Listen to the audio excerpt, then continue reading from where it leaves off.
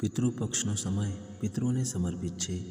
આ સમય દરમિયાન લોકો તેમના મૃત પૂર્વજો માટે પિંડદાન, તર્પણ અને શ્રાદ્ધ કરે છે. પૂર્વજોની આત્માઓ આ કાર્યથી સંતુષ્ટ થાય છે અને તેઓ તેમના વંશજોને આગળ વધવા અને સુખ અને સમૃદ્ધિ પ્રાપ્ત કરવા માટે આશીર્વાદ આપે છે. પરંતુ પિતૃપક્ષના સમયમાં લગ્ન, સગાઈ, ગૃહપ્રવેશ, મુંડન, નવા વ્યવસાયની શરૂઆત વગેરે જેવા શુભ કાર્યો માટે શુભ માનવામાં આવતો નથી. આવી સ્થિતિમાં લોકોના મનમાં સવાલ ઉઠી રહ્યો છે કે પિતૃપક્ષની 16 તિથિમાં જન્મેલા બાળકો કેવી રીતે થશે.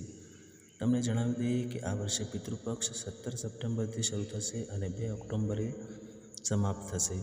આ દરમિયાન લોકો તેમના પૂર્વજોની પૂજા કરશે અને શ્રાદ્ધ કરશે. પિતૃપક્ષ દરમિયાન જન્મેલા બાળકો વિશે શાસ્ત્રોમાં કેટલીક ખાસ વાતો જણાવવામાં આવી છે. શાસ્ત્રોમાં પિતૃપક્ષ દરમિયાન જન્મેલા બાળકોનું વિશેષ વર્ણન કરવામાં આવ્યું છે. તેમનો જન્મ પણ ખૂબ જ શુભ માનવામાં આવે છે. આવા બાળકો પર પૂર્વજોના આશીર્વાદ રહે છે અને તેથી તેઓ તેમના જીવનમાં ઘણું માન અને પૈસા કમાય છે. એવું પણ માનવામાં આવે છે કે પિતૃપક્ષમાં જન્મેલા બાળકો તેમના જ કુળના પૂર્વજો છે.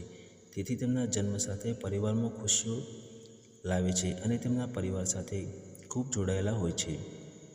નાની ઉંમરે વધુ જવાબદાર અને બુદ્ધિશાળી બને છે.